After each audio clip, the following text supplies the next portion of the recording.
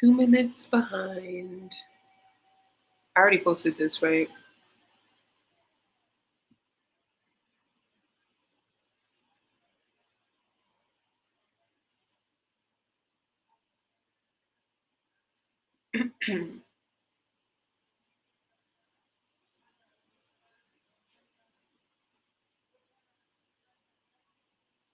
Okay.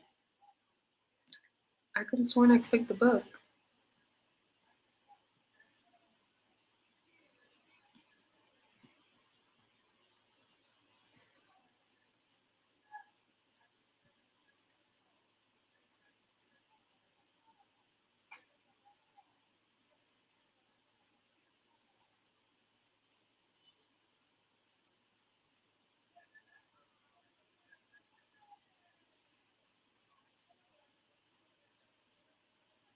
Wait, it says allow. Okay. I need to get on some chapstick before this starts.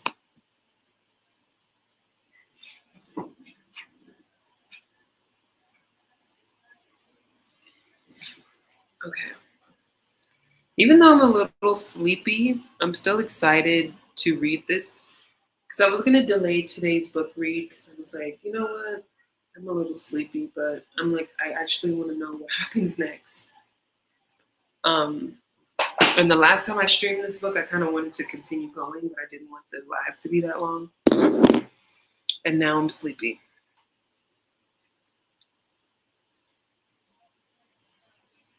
And this book is kind of like a slow burn, so I have no idea if the next chapters are going to be like really climactic, but we'll see.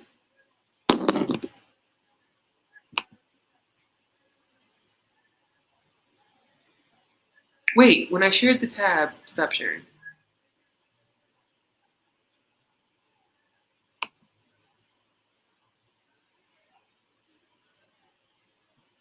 Share audio too. Chapter 11. From Earthseed, the Books of the Living. Choose your leaders with wisdom and forethought. To be led by a coward is to be controlled by all that the coward fears. To be led by a fool is to be led by the opportunists who control the fool. To be led by a thief is to offer up your most precious treasures to be stolen. To be led by a liar is to ask to be told lies. To be led by a tyrant is to sell yourself and those you love into slavery. I'm not certain how to write about the next episode in my parents' lives, and in my life. I'm glad to have no memory of it. I was only 2 months old when it happened. It's all very strange, very bad, very confused. If only my mother had agreed to go with my father to live peacefully, normally in Halstead, it wouldn't have happened. Or at least it wouldn't have happened to us. From the Journals of Lauren Oya Olamina, Monday, September 26, 2033. They didn't shoot their way in. It seems that they don't intend to kill us, yet. Since Dovetree, they have changed. Their leader has come to power. They have acquired, if not legitimacy, at least a shadow of sophistication. Roaring in, shooting everyone, and burning everything is perhaps too crude for them now. Or maybe it's just not as much fun. I write, not knowing how long I will be able to write. I write because they have not yet robbed us of everything. Our freedom is gone. Our 2 trucks, our land, our business, our homes are gone. Stolen from us. But somehow I still have paper, pens, and pencils. None of our captors value these things, so no one has yet taken them from me. I must keep them hidden or they will be taken. All possessions will be taken. They will strip us. They've made that all too clear. They will break us down, reshape us, teach us what it means to love their country and fear their God. Our several secret caches of food, weapons, money, clothing, and records have not been found. At least I don't believe they have been. No one has heard that they have. We're shut up in the 2 rooms of the school. Our books are still here on their shelves. The various projects of our students are still here. Our several phones and our 5 new teaching computers are gone. They have hard currency value. Also, they were a means of communicating with the outside. We are not permitted to do that. That would inhibit our re-education. I must make a record of all this. I don't want to, but I must. And I must hide that record so that someday Earthseed will know what Earthseed has survived. We will do that. We will survive. I don't yet know how. How is always a problem. But, in fact, we will survive. Here is what happened. Late Tuesday afternoon last week, I was sketching 2 of the Faircloth kids and talking with them about the project they wanted to work on for school. They had, in their required study of history, just discovered World War II, and they wanted to build models of the battleships, submarines, and airplanes of the time. They wanted to report on the big battles and find out more about the atomic bombs dropped on Hiroshima and Nagasaki. They were fascinated by all of the loud, explosive events of the war, but they had no idea what a huge subject they had chosen, or, beyond the barest outline, why the war had been fought. I had decided to sketch them while the 3 of us talked about it and narrowed things down. The Faircloth family had always been poor, had lived in a squatter settlement before they came to us. Alan Faircloth had small, badly creased paper photos of the boys as babies, but nothing recent. He had pleased me more than I would be willing to admit by asking me to draw the 2 of them. I had become vain about my drawing. It was finally somewhere near good. Even Zara, Harry, and Allie had said so. And they were the ones who had the most fun with my earlier efforts. The boys and I were outside behind the school, enjoying a warm, easy day. Larkin lay next to me asleep in her crib in spite of the noise the boys made. She was already used to noise.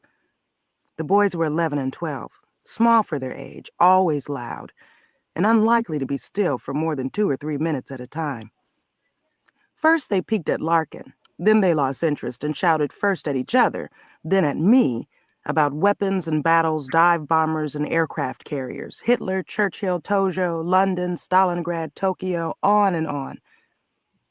Interesting that a thing as terrible and as massive as a worldwide war could seem so wonderful and exciting to a pair of pre-adolescent boys whose grandparents weren't born in time for it, although they did have paternal grandparents who were born and raised in London. I sketched the boys quickly while listening to their enthusiasm and making suggestions. I was just finishing the sketches when the maggots arrived. A maggot, nicknamed for its ugly shape, is something less than a tank and something more than a truck. It's a big, armed and armored, all-terrain, all-wheel drive vehicle. Private cops and military people use them, and people with plenty of money drive them as private cars. Maggots can go almost anywhere, over, around, or through almost anything. The people of Halstead have one. They've used it now and then to collect bankole. Several small local towns have 1 or 2 for their cops or for search and rescue in the hills. But the things are serious fuel eaters, expensive to run. That Friday, 7 maggots came crawling out of the hills and through our thorn fence toward us. There had been no warning from the watchers, nothing at all. That was my first thought when I saw them coming. Where were Lucio Figueroa and Noriko Cardos? Why hadn't they warned us? Were they all right? 7 maggots. That was 3 or 4 times as much firepower as we could muster if we brought out every one of our guns. Only our truck guns would have even a ghost of a chance of stopping a maggot anyway. 7 of the damn things? Go home, I said to the 2 boys. Tell your father and sisters to get the hell out. No drill, the real thing. Get out, fast and quiet. Run. Both boys ran. I took my phone from my pocket and tapped out the emergency bug-out signal. We've had bug-out exercises. Bankole called them that, and the name spread. I thought of them as melt into the mountains exercises. Now we faced the real thing. It had to be real. No one came visiting in 7 armed and armored maggots. I grabbed my Larkin as fast as I could and ran for the hills. I tried to keep the school building between the 2 of us and the nearest maggots. They were crawling toward us in what could have been a military formation. They could run us down, shoot us, do whatever they chose to. The only thing we might be able to do that they couldn't do was vanish into the mountains. But could we even do that? If we kept still, the maggots' sensory equipment would spot us. And if we ran, the rocks and trees and thorn bushes wouldn't give us much protection from the maggots' guns.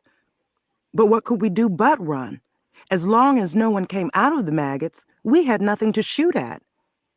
Where was Bankole? I didn't know.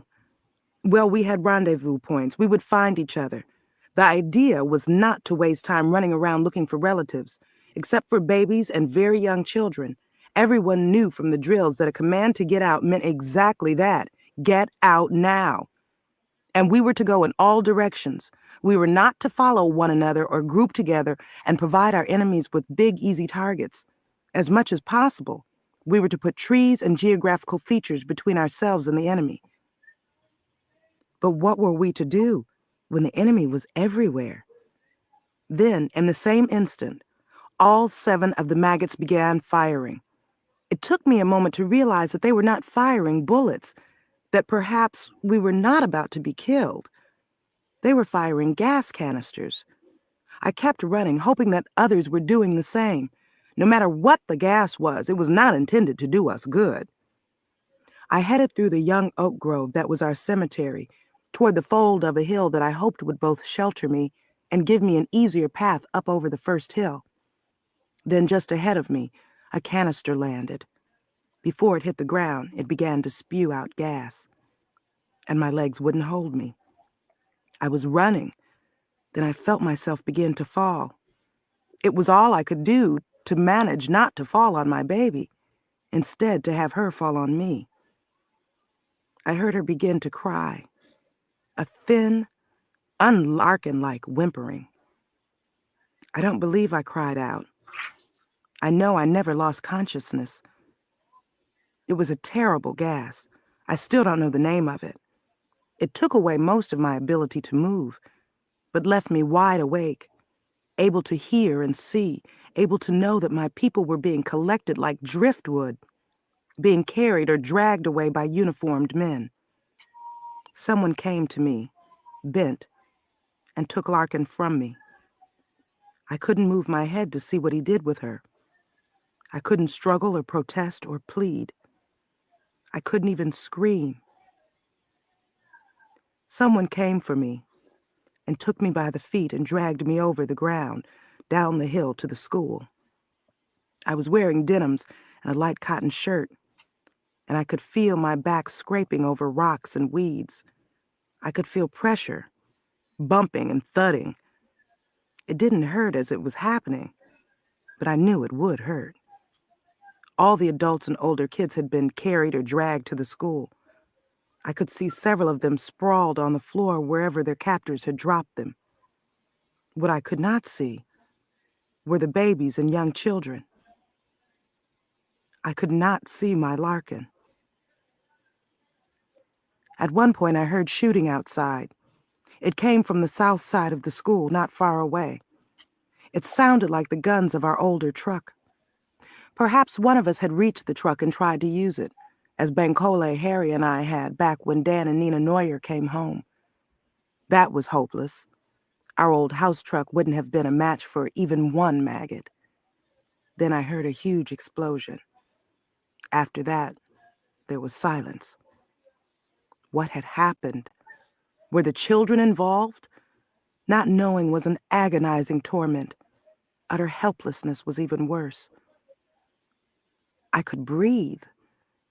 I could twitch a hand or a foot. I could blink. Nothing more.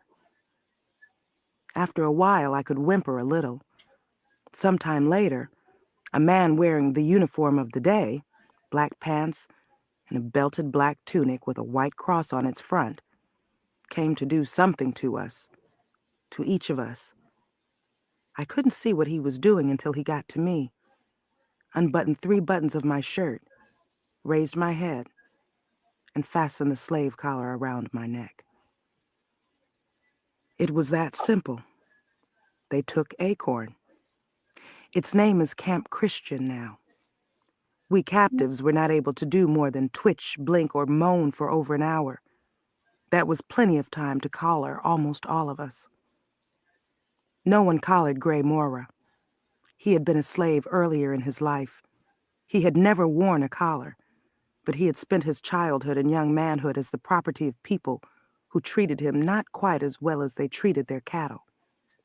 They had taken his wife from him and sold her to a wealthy man who had seen her and wanted her. She was, according to Gray, a short, slight, very pretty woman, and she brought a good price. Her new owner made casual sexual use of her, and then somehow, by accident or not, killed her. When Gray heard about that, he took his daughter Doe and broke free.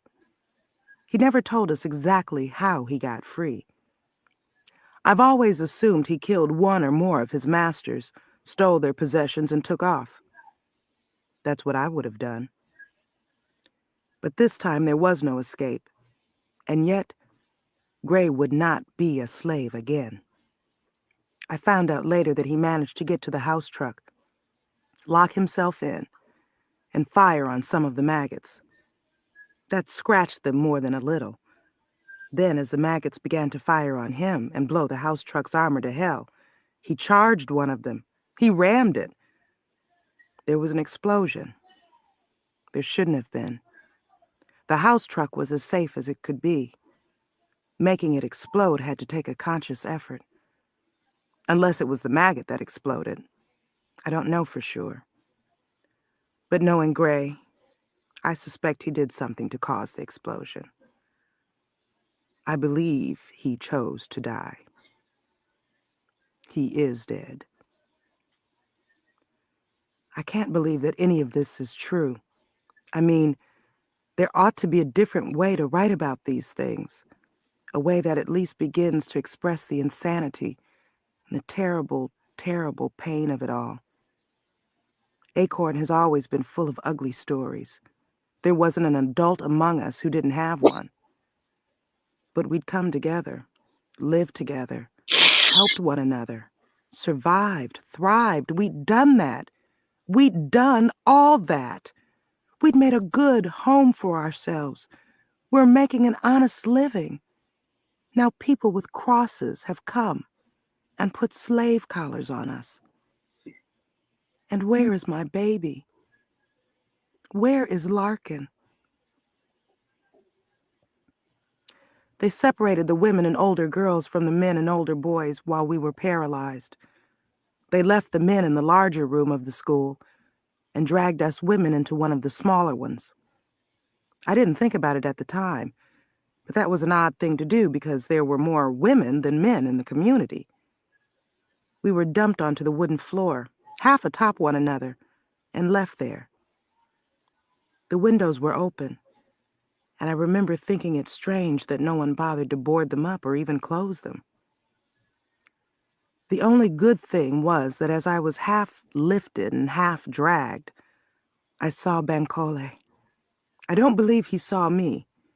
He was lying on his back, staring straight up, one scraped, bloody hand on his chest. I saw him blink. I did see that, so I knew he was alive. If only he had gotten away. He would have been more likely than anyone else to find some way to help the rest of us. Besides, what will our captors do to a man his age? Would they care that he was old? No. From the way he looked, it was clear that he had been dragged across the ground just as I was. They didn't care. Would they care that my Larkin was only a baby? And where was she? Where was she? I was terrified every time someone came near me. All our captors were young men. And I'd seen 2 or 3 angry, bloody ones. I didn't know at the time that this was Gray's work. I didn't know anything. All I could think about was Larkin, Bankole, my people, and the damn slave collar around my neck. As the sun went down, my body began to hurt. My back and my hands and arms burned where they had scraped along the ground as I was dragged. My head felt lumpy and sore. It also ached in a hard, throbbing way that might have had something to do with the gas. It was dark when I began trying to move. For a long time, all I could do was flop around a little. Someone in the room groaned. Someone else began to cry. Someone gasped, choked, and began to cough. Someone said over and over again, "Ah, shit." And I recognized Allie Gilchrist's voice. "Allie?" I said. I slurred the word, sounded drunk to my own ears, but she heard me. "Olamina?" "Yeah." "Look, did you see Justin before they dragged you in here?" "No, sorry. Did you see Larkin?" "No, sorry." "They took my baby, too," Adela Ortiz said in a hoarse whisper. "They took him, and I don't know where he is." She began to cry. I wanted to cry myself. I wanted to just lie there and cry because I hurt so much in so many ways. I felt too weak and uncoordinated to do anything but cry. Instead, I sat up, bumped someone, apologized, sat stupidly for a while, then found the sense to say, "Who else is here? One by one, say your names." "Noriko," a voice said just to my left. "They took Deborah and Melissa," she continued. "I had Melissa and Michael had Deborah. We were running. I thought we were going to make it. Then that damned gas. We fell down and someone came and pulled both girls away from us. I couldn't see anything but hands and arms taking them." "And my babies," Emery Morris said. "My babies." She was crying, almost incoherent. "My little boys, my sons. They took my sons again. Again." She had had 2 young sons when she was a slave years ago, and they had been sold away from her. She had been a debt slave, a legally indentured person bound for her family's unpaid debts. The debts were accumulated because she worked for an agribusiness corporation that underpaid its workers in company script instead of money, then overcharged them for food and shelter so that they could stay in ever-increasing debt. It was against the law for the company to break up families by selling minor children away from their parents or husbands from their wives. It was against both local and federal law, so it shouldn't have happened. Just as what's happened to us now shouldn't have happened. I thought about Emery's older daughter and stepdaughter. "What about Tori and Doe?" I said. "Are they here? Tori, Doe?" At first there was no answer, and I thought of Nina and Paula Neuer. I didn't want to think of them. But Doe and Tori Mora were 14 and 15, far from babyhood. If they weren't here, where were they? Then a very small voice said, "I'm here. Get off me." "I'm trying to get off you," a stronger voice said. "There's no room in here. I can hardly move." Tori and Doe, alive, and as well as the rest of us were. I shut my eyes and took a deep, long, grateful breath. "Nina Neuer?" I asked. She began to answer, then coughed several times. "I'm here," she said. "But my little sisters, I don't know what happened to them." "Mercy?" I called. "Cassie?" No answer. "May?" No answer. She couldn't talk. but she would have made a noise to let us know she was there. She had Cassie and Mercy with her, Allie said. She's strong and fast. Maybe she got them away. She loved them like she gave birth to them. I sighed. Aubrey Dovetree? I asked. I'm here, she said. But I can't find Zoe or the kids. Zoe had all three of them with her. And Zoe had a heart condition, I thought. She might be dead, even if no one meant to kill her. Not knowing what else to do, I went on with my roll call. Marta Figueroa? Yes, she whispered. Yes, I'm here. All alone. My brother, my children, gone. Diamond Scott? Christina Cho? I'm here, said the two voices at once, one in English and the other in Spanish. Christina's English was good now, Christina. but under stress, she still reverted to Spanish. Beatrice Scolari? Catherine Scolari? We're here, Catherine Scolari's voice said. She sounded as though she had been crying. Vincent is dead, she said. He fell against a rock, hit his head. I heard them say he was dead. Vincent was her husband and Beatrice's brother. He had only one arm because of an accident that happened before he joined us. He was, perhaps, more likely than most of us to be off balance when the gas collapsed him. But still, he might not be dead, I said. He is. We saw him. There were more sounds of crying. I didn't know what to say to them. All I could think was that maybe Larkin was dead too. And what about Bankole? I didn't want to think about death. I didn't really want to think at all. Chana Ryan, I said. I'm here. Oh, God, I wish I wasn't. Beth Faircloth? Jessica Faircloth? There was no sound at first. Then in nearly inaudible whispers, we're here. Both of us are here. Natividad, I said. Zara? I'm here, Natividad said in Spanish. Then, if they've hurt my babies, I'll cut their throats. I'll kill all of them. I don't care what they do to me. She began to cry. She's strong, but her kids mean more than life to her. She had a husband and 3 kids. Now they're all gone from her. All of our babies are gone, I said. We have to find out where they're being kept and who's guarding them and what's going to happen to them. I shifted, trying to get more comfortable, but that was impossible. My Larkin should be nursing now. Right now. We have to find out what we can.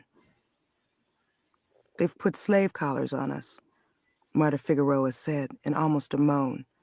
They took our kids and our men, and they put slave collars on us. What the hell more do we need to know than that? We have to know as much as we can, I answered. They're not killing us. They could have wiped us out. They separated us from the men and from the young kids, but we're alive. We have to find a way to get our kids back. Whatever we can do to get our kids back, we have to do it. I felt myself falling toward hysteria, toward weeping and screaming. I tensed my body. Milk was leaking from my breasts onto my shirt, soaking the front of it, and I ached so. For a long time, no one said anything. Then Teresa Lynn, who had not spoken before, whispered, "That window is open. I can see the stars." "Did they put a collar on you?" I heard myself ask. I sounded almost normal to my own ears. My voice was soft and low. "What, this wide, flat thing?" "They put one on me. I don't care. That window is open. I'm getting out of here." And she began scrambling over people toward the window. Someone cried out in pain. Several voices cursed her. Everybody down, I said, down on your face. I could not see who obeyed me. I hoped all the sharers did. I wasn't sure what the collar would do to Teresa when she tried to get out of the window. Maybe it was fake. Maybe it wouldn't do anything. Maybe it would cut off her breath. Maybe it would collapse her and cause her terrible pain. She dived out of the window. She's a slim woman, quick and lithe like a boy. I looked up in time to see her arc out the window as though she expected to land on something soft or on water. Then she began to scream and scream and scream. Allie Gilchrist got up, stepped to the window and looked out at her. Then Allie tried to climb out to help her. The moment Allie touched the window, she screamed, then fell back into our prison room. Allie curled on her side against me and grunted several times, hard, agonized grunts. I turned my face away, her pain twisting in my own middle. It helped that I hadn't been able to see Teresa once she fell below the level of the window, but I'd already gotten a taste of her pain, too. Outside, Teresa went on screaming and screaming. "No one's around," Allie said, still gasping. "She's just lying there on the ground, screaming and twisting. No one's even come out to see." She lay there all night. We couldn't help her. Her voice deteriorated from full-throated screaming, the way any of us might scream in fear and pain, to hoarse, terrible grunting. She didn't pass out. Or rather, she did, but she kept coming to again and making her terrible noises. Going near the door meant pain. Going to the window meant pain. Even if you didn't try to get out, just being there hurt bad. Diamond Scott volunteered to crawl around the floor, letting her own collar tell her what was forbidden. People complained when she crawled over them, but I asked them to put up with it, and I apologized and the complaints stopped. We were still human, still civilized. I wondered how long that would last. "Someone's here," Di said. She almost screamed the words. "Someone's dead here." Oh no. Oh no. "Who is it?" I asked. "I don't know. She's cool. Not cold yet, but I'm sure she's dead." I followed Di's voice and spotted her silhouette, a darker shape in the darkness. She was moving more than the others, scrambling away from the body that she was sure must be dead. Who was it? Then as I crawled toward the body, trying to be careful, trying not to hurt anyone, I had a feeling, a memory. I was afraid I knew who it was. The body was sitting upright in a corner, against the wall. It was small, child-sized. It was a black woman's body. A black woman's hair, nose, mouth, but so small. "Zara?" She had not answered when I called her before. She was a bold, outspoken little woman, and she would not have kept quiet in all this. She might have been the one to go out the window before poor Teresa, if she could have. She was dead. Her body wasn't yet stiff, but it would be soon. It was cooling. It wasn't breathing. I took the small hands between mine and felt the ring that Harry had worked so hard to buy for her. He's old-fashioned, Harry is, even though he's my age. He wanted his wife to wear his ring so that no one would make a mistake. Back when Zara was the most beautiful woman in our Robledo neighborhood, she was beyond his reach, married to another man. But when that man was dead, and Harry saw his chance, he moved right in. They were so different. Black and white, tiny and tall, street-raised and middle class. She was 3 or 4 years older than he was. None of it mattered. They had managed somehow to have a good marriage. And now she was dead.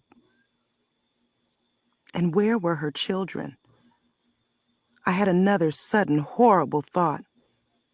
I felt for wounds on her, found scratches and dried blood, but no penetrating wound, no terrible soft place on her head. She had been brought in with the rest of us.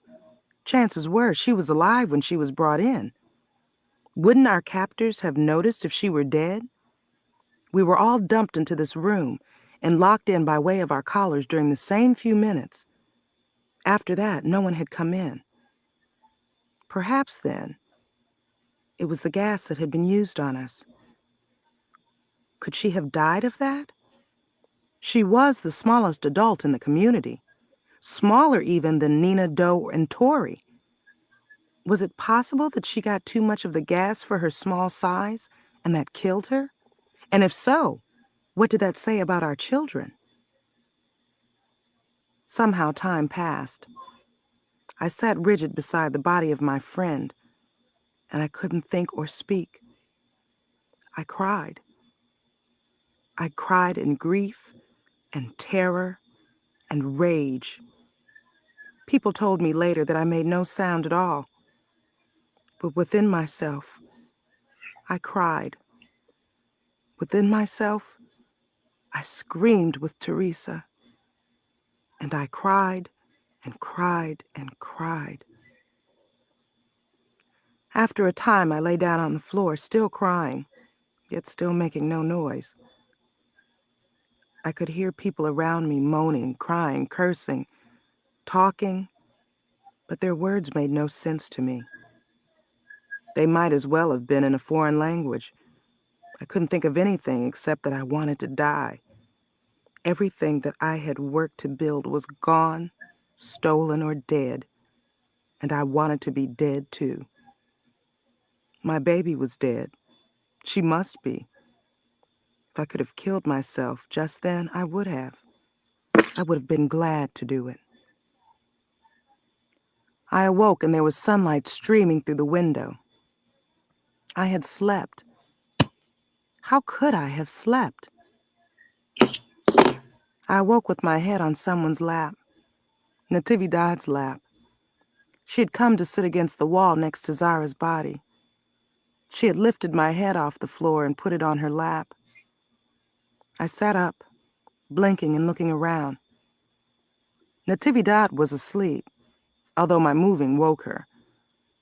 She looked at me, then at Zara's body, then back at me, as though the world were just coming back into focus for her, and it distressed her more and more every second. Her eyes filled with tears. I hugged her for a long time, then kissed her on the cheek. The room was filled with sleeping women and girls. I counted 19 of us, including myself, and not including Zara and Teresa. Everyone looked dirty and scratched and abraded, and they lay in every possible position, some sprawled alone on the floor, some in pairs or larger groups, heads pillowed on laps, shoulders or legs. My breasts ached and leaked, and I felt sick. I needed to use the bathroom. I wanted my child, my husband, my home. Near me, Zara was cold and stiff, her eyes closed, her face beautiful and peaceful, except for its gray color. I got up, stepped over people as they began to wake up. I went to an empty corner that I knew needed repair. A small earthquake a few months ago had caused a slight separation between the wall and the floor in that corner. It wasn't obvious, but ants came in there and water spilled near there ran out. Gray had promised to fix it, but hadn't gotten around to it. I moved people away from the area, told them what I was doing and why. They nodded and gave no trouble. I wasn't the only one with a full bladder. I squatted there and urinated. When I finished, others followed my example. Is Teresa still there? I asked Diamond Scott, who was nearest the window. Di nodded. She's unconscious, or maybe dead. Her own voice sounded dead. I'm so hungry, Doe Mora said. Forget hungry, Tori said. If I could just have some water. Hush, I said to them. Don't talk about it. Just makes you feel worse. Has anyone seen our captors this morning? They're building a fence, Diamond Scott said.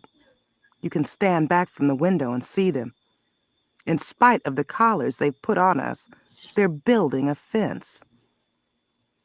I looked and saw maggots being used to string wire behind several of our homes up the slope.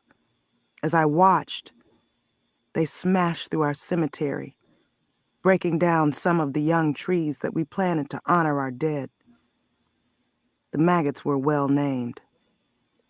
They were like huge insect larvae, weaving some vast, suffocating cocoon. Our captors were keeping our land then. Until that moment, this had not occurred to me.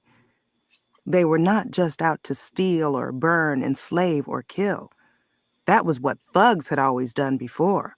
That was what they did in my old neighborhood in Robledo, and Bancole's San Diego neighborhood and elsewhere, a lot of elsewheres. But these were staying, building a fence. Why? Listen, I said. Most of the room paid no attention to me. People had focused on their own misery or on the maggots. Listen, I said, putting as much urgency as I could into my voice. There are things we need to talk about. Most of them turned to look at me. Nina Neuer and Emery Morris still stared out the window. Listen, I said once more, wanting to shout but not daring to. Sooner or later, our captors will come in here. When they do, we need to be ready for them, as ready as we can be. I stopped, drew a deep breath, and saw that now they were all looking at me, all paying attention. We need to pretend to go along with them as much as we can, I continued. We need to obey them and watch them, learn what they are and what they want and where they're weak. People looked at me either as though they thought I'd lost my mind or as though it was good and hopeful news that our captors might, perhaps, have weaknesses. Anything they tell us may be lies, I said. Probably will be. So any of us who get the chance should spy and eavesdrop and share information with the rest. We can escape from them or kill them if we can learn about them and pool our knowledge. Learn about the collars, too. Any little thing might help. And most important, most essential, learn about the kids. They'll rape us, Adela said, all but whimpering. You know they will. She knew they would. She who had already suffered so much rape. She and Nina and Allie and Emery. The rest of us had been lucky, so far. Now our luck has run out. Somehow, we'll have to cope with that. I don't know, I said. They could have already raped us, and they haven't. But I suspect you're right. When men have absolute power over women who are strangers, the men rape, and we're collared. I glanced toward the window that Teresa's panic had driven her through. If someone decides to rape one of us, we won't be able to stop him. I paused again.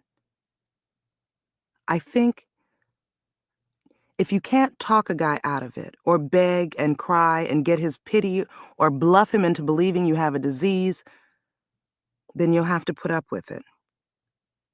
I paused, feeling inadequate and stupid. I shouldn't be giving these women this kind of advice. I, who had never been raped, had no right to tell them anything. I told them anyway. Do put up with it, I said. Don't throw your lives away. Don't end up like Teresa. Learn everything you can from these people and bring what you learn back to the rest of us. Even the stupid, ugly things that they say and do might be important. Their lying promises might hide a truth. If we collect what we see and hear, if we stay united, work together, support one another, then the time will come when we can win our freedom, or kill them, or both. There was a long silence. They just stared at me. Then someone, Nina Neuer, began to cry. I was supposed to be free, she said through her tears. All this was supposed to be over. My brother died to bring me here. And all of a sudden, I felt such shame.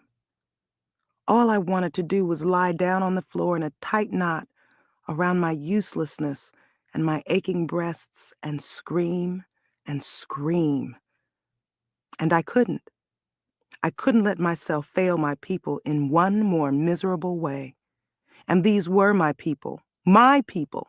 They had trusted me, and now they were captives. And I could do nothing but give them galling advice and try to give them hope.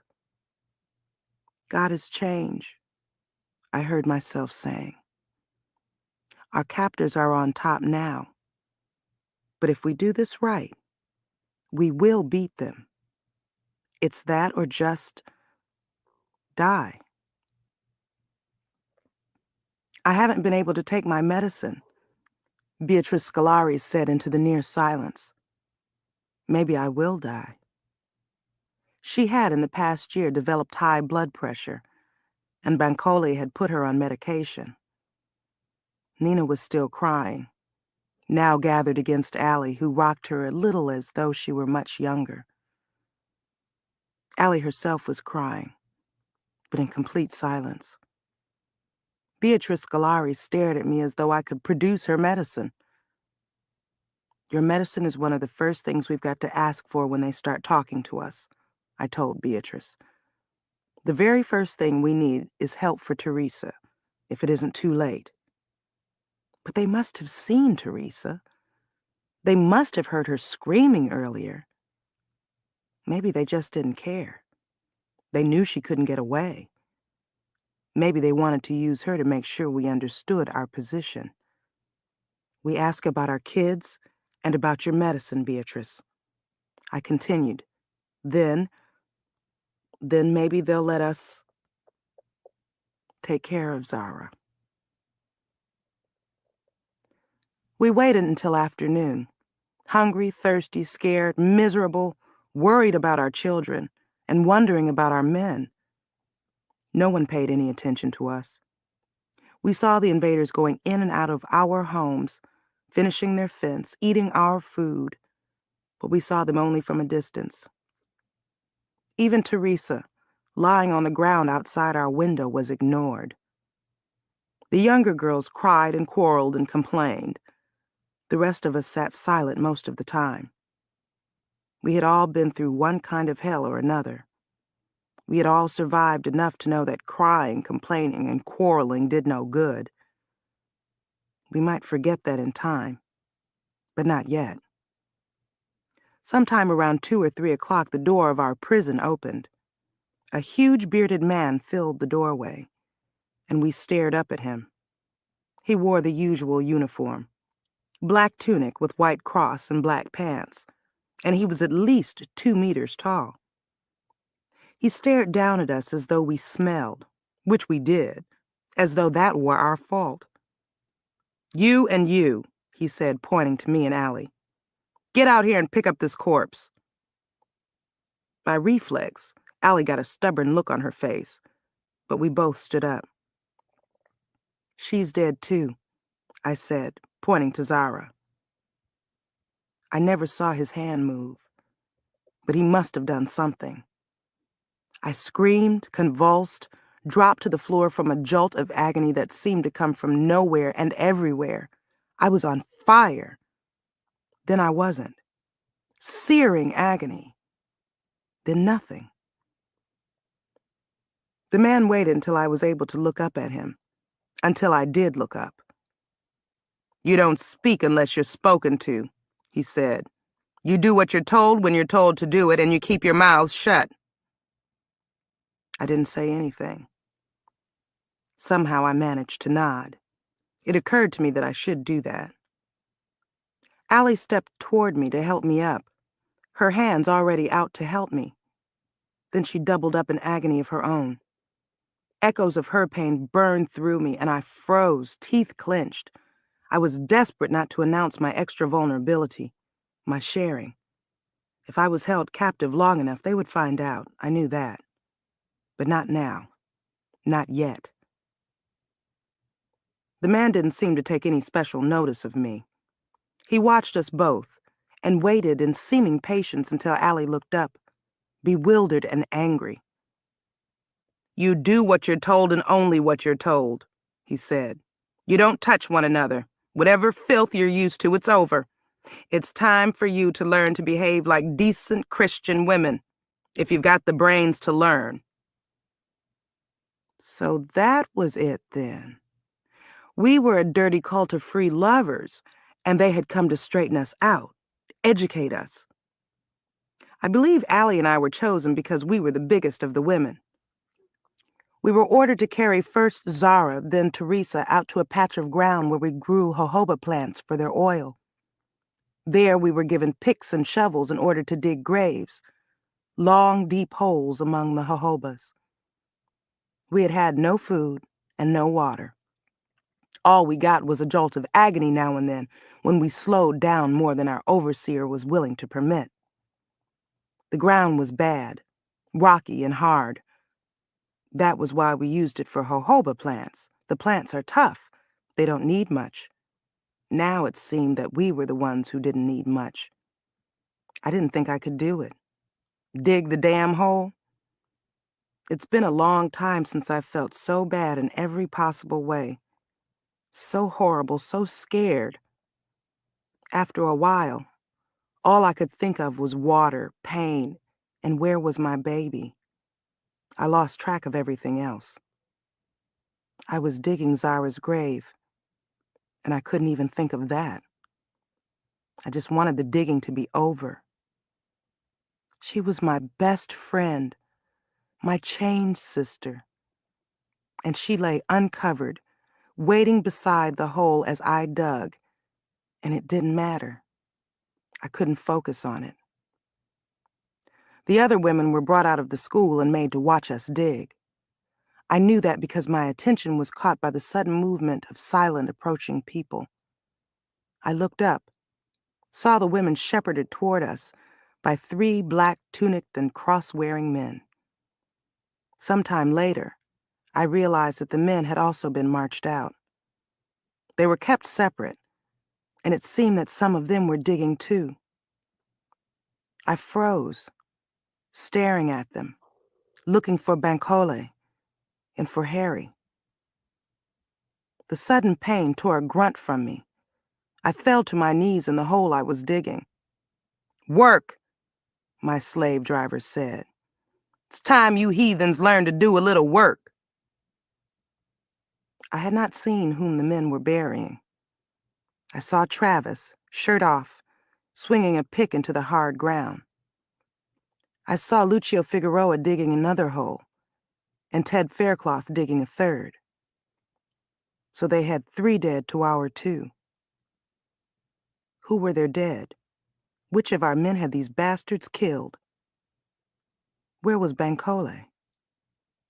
I hadn't spotted him.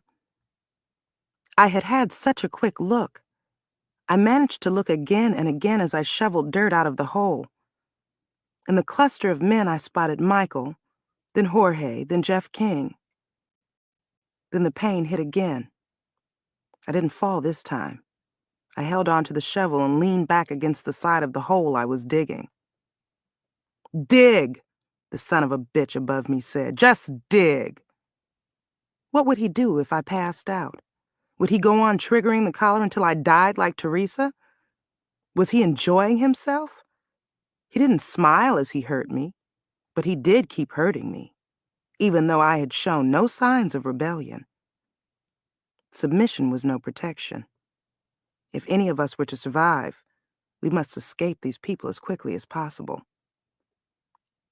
The big bearded slaver and perhaps 36 of his kind stood around us as we stood around the graves. We were made to parade past each grave and look down at the dead. That was how Harry learned that Zara was dead, and how Lucio Figueroa, who had only this year begun to take an interest in Teresa Lynn, came to know of her death. That was how I learned that Vincent Scolari was dead, as his wife and sister believed, and Gray Mora was dead, bloody and broken and dead.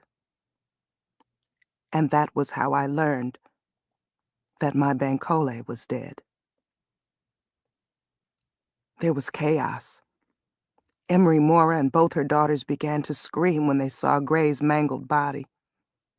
Natividad and Travis ran into each other's arms. Lucio Figueroa dropped to his knees beside Teresa's grave, and his sister Marta tried to comfort him. Both Scolari women tried to go down into the grave to touch Vincent, to kiss him, to say goodbye. We were all lashed electronically for talking, screaming, crying, cursing, and demanding answers. And I was lashed into unconsciousness for trying to kill my bearded keeper with a pickaxe. It would have been worth any amount of pain if only I could have succeeded.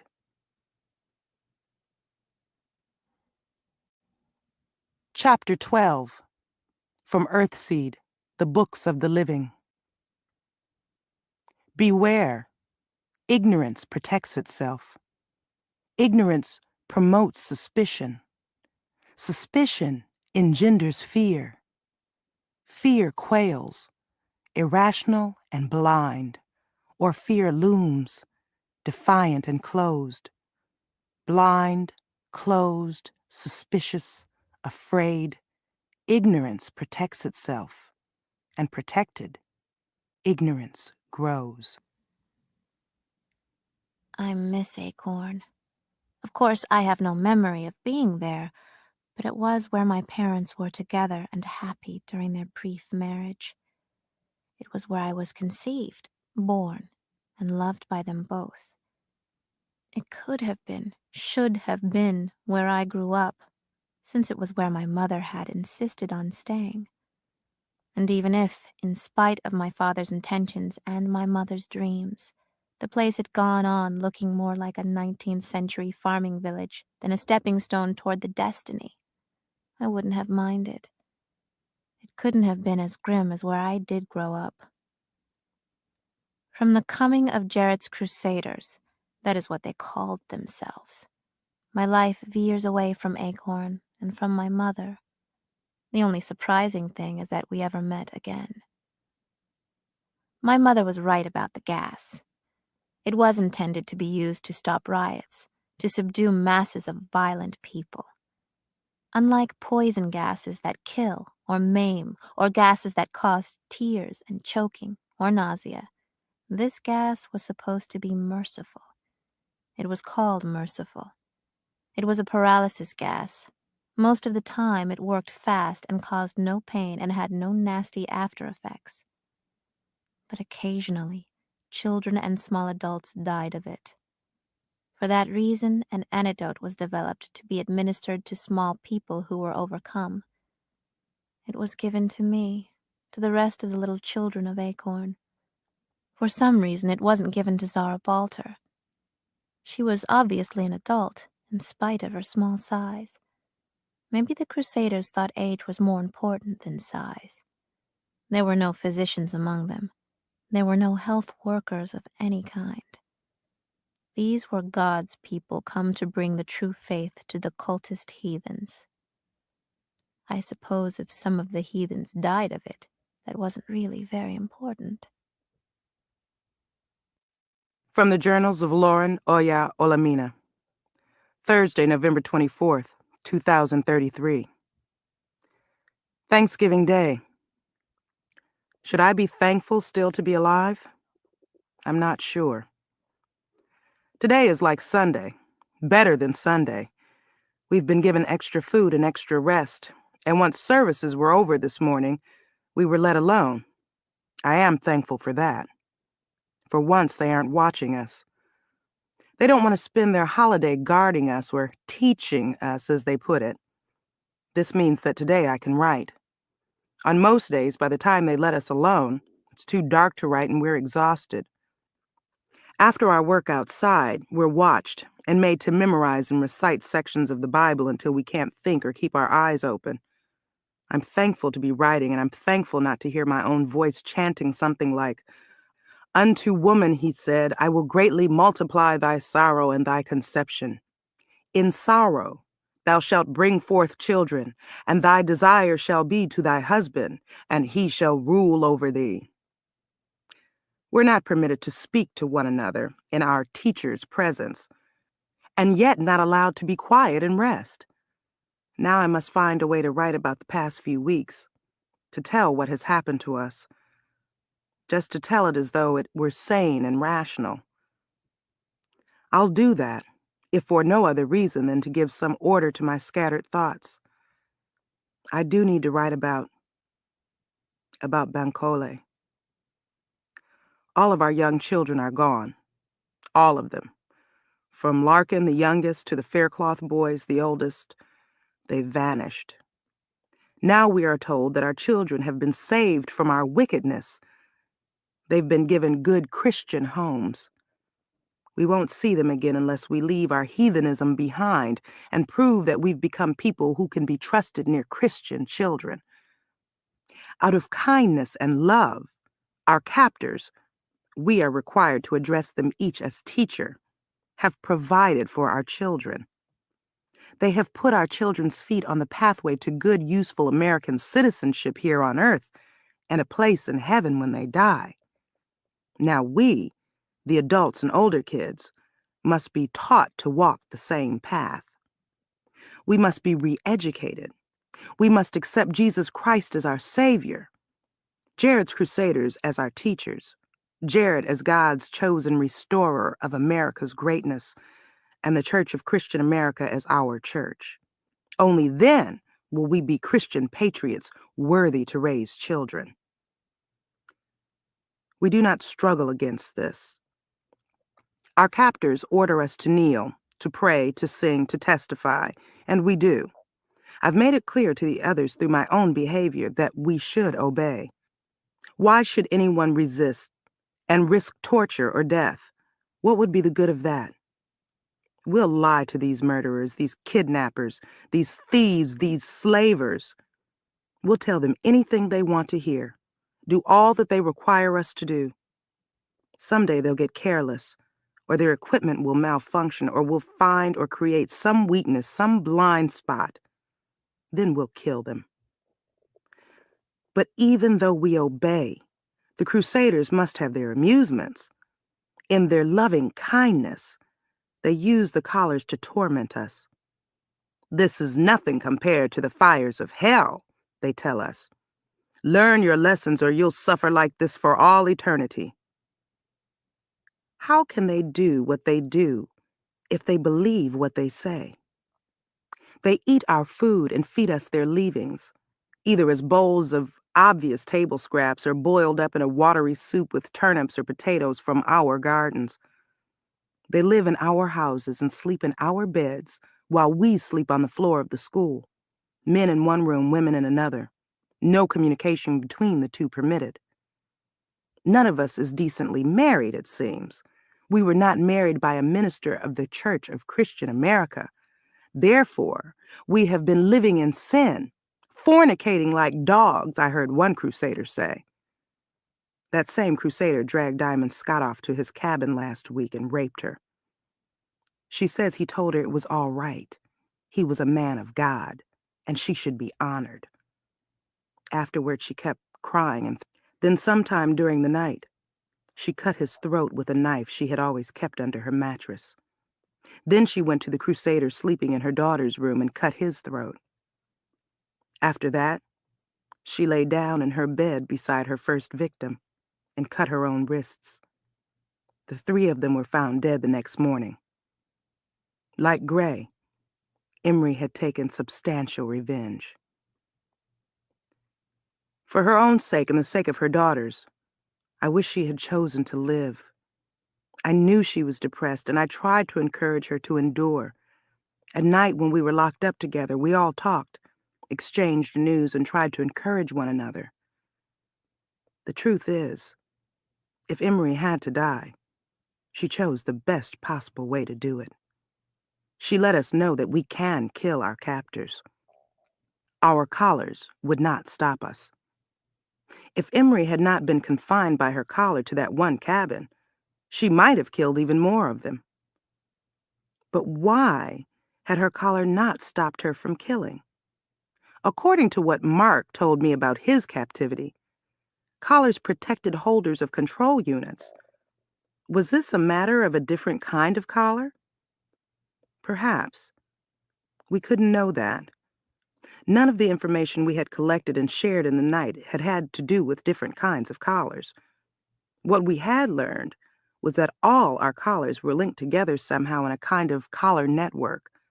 All could be controlled by the units that our captors wore as belts, but the belts themselves were powered or coordinated or somehow controlled from a larger master unit that Diamond Scott believed was kept in one of the two maggots that are always here.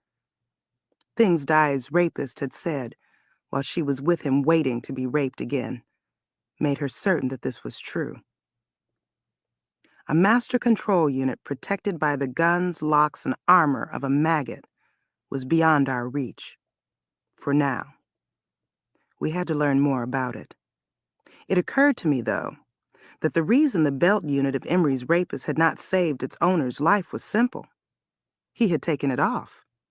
What man wore his belt to bed? Both of the men Emery had killed had taken their belts off. Why not? Emery was a slender little woman. A man of ordinary size wouldn't doubt his ability to control her with or without the collar. Once she had killed, Emery would have tried to use the belt units to free herself, either to escape, to try to free us, or to take further revenge. She would have tried. I'm sure of that. And she would have failed, either because she had the wrong fingerprints or because she lacked some other necessary key. It was important to know that, but there was more. She had tried the units, no doubt caused herself pain, but she had failed to set off any alarms. Perhaps there were no alarms. That could be very important someday. We were all lashed for what Emery did. The men were made to watch. We were marched out of the school and lashed as we were made to kneel and pray, to scream out our sins, to beg for forgiveness, and quote Bible verses on command. I kept thinking they would make a mistake and kill some of us. This was an orgy of abuse and humiliation. It went on and on for hours with our teachers taking turns, trading off, screaming their hate at us, and calling it love. I had no voice at all left by the time it was over. I was sore all over. An actual beating couldn't have left me feeling any worse. And if anyone had been paying attention to me in particular, they would have seen that I was a sharer. I lost control. I couldn't have concealed anything. I remember wishing I could die. I remember wondering if in the end they would force us all to go the way Emery did, each of us taking a few of them with us. New people have been brought to live among us, men and women from squatter camps and nearby towns. Most of them seemed to just be plain poor people. Some were like the Dovetrees. They produced and sold drugs or homemade beer, wine, or whiskey. And our neighbors, the Sullivan and the Gamma families, have been rounded up and brought here. Some of their children used to attend our school, but none were captured with us. I haven't seen any of them since our capture. Why have they been taken captive and brought here now? No one seems to know. The new women were stuffed in with us or put into the empty third room of the school, the room that was once our clinic. The men were housed in the big room with our men. I need to write about Bankole. I meant to do that when I began. I need to, but I don't want to. It just plain hurts too much. The Crusaders are making us enlarge our prison and enlarge our cabins, which are now their homes, and we work in the fields as before. We're feeding livestock and cleaning their pens.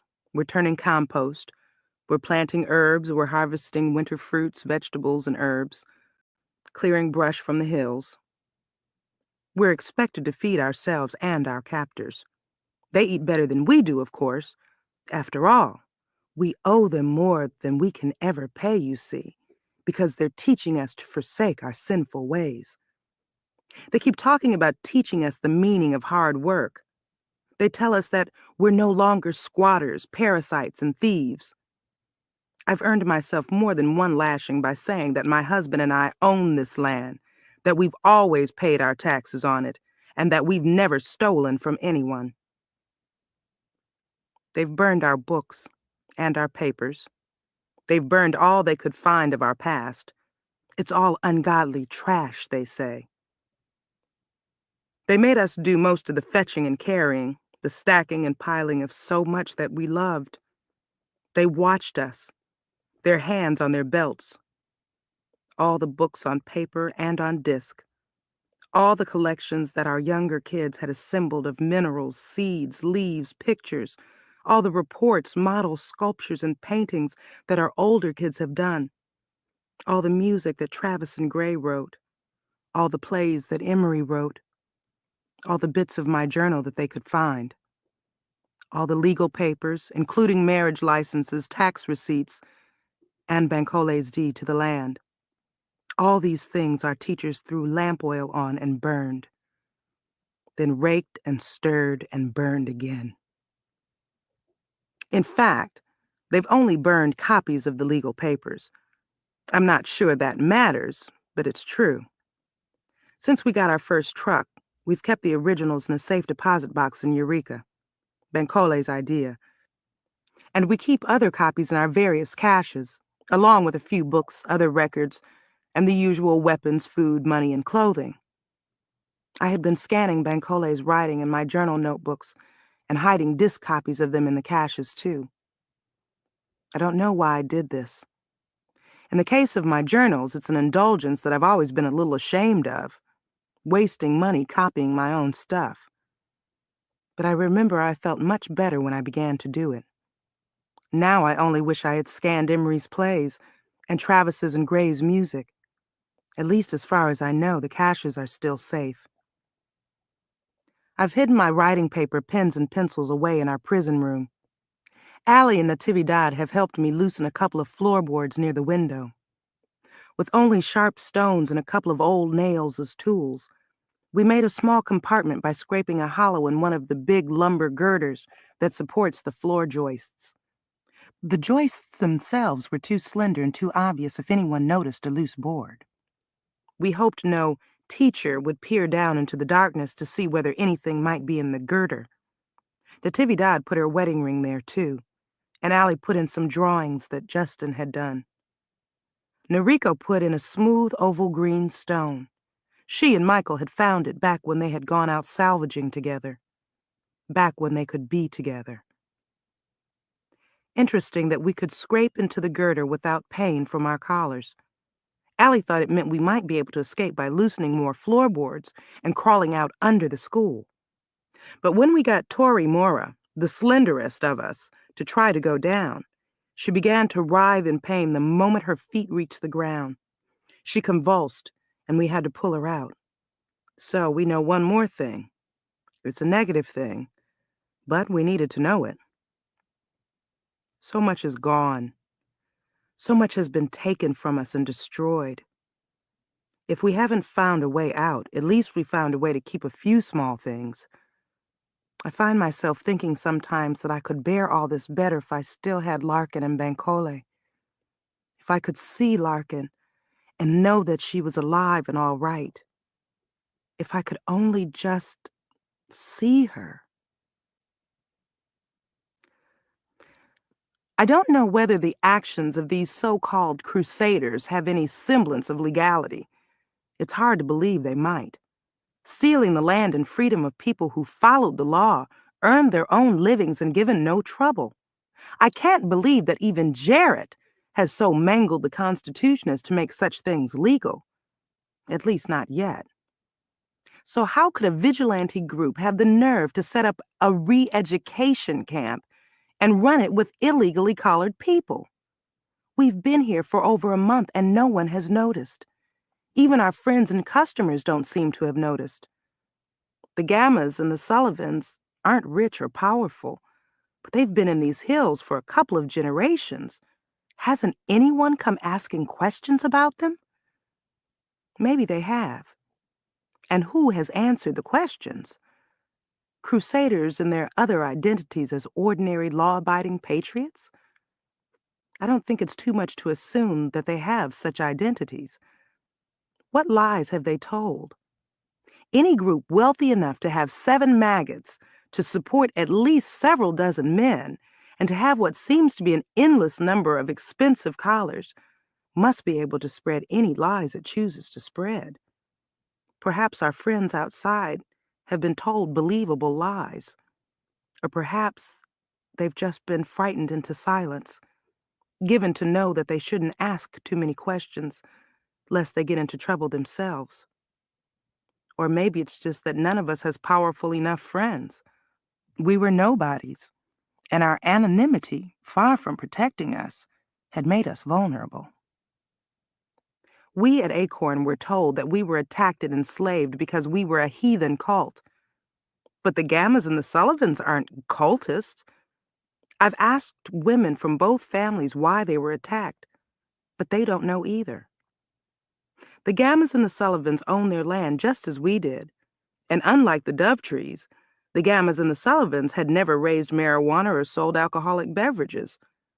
They worked their land and they took jobs in the towns whenever they could find them. They worked hard and behaved themselves. And in the end, what did it matter? All their hard work, and ours, all Bancole's attention to dead and gone laws, and all my hopes for my Larkin and for Earthseed. I don't know what's going to happen. We will get out of this. We'll do that somehow. But what then?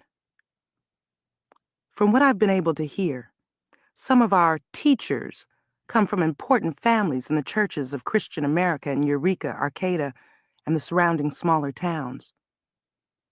This land is mine now. Bancole, with his trust in law and order, made a will. I've read it. The copy we kept here has been destroyed, of course, but the original and other copies still exist. The land is mine. But how can I take it back? How can we ever rebuild what we had? When we break free of our teachers, we will kill at least some of them. I see no way to avoid this. If they have to, and if they can, they'll kill us to stop our escape. The way they rape us, the way they lash us, the way they let some of us die, all that tells me they don't value our lives. Do their families know what they're doing? Do the police know?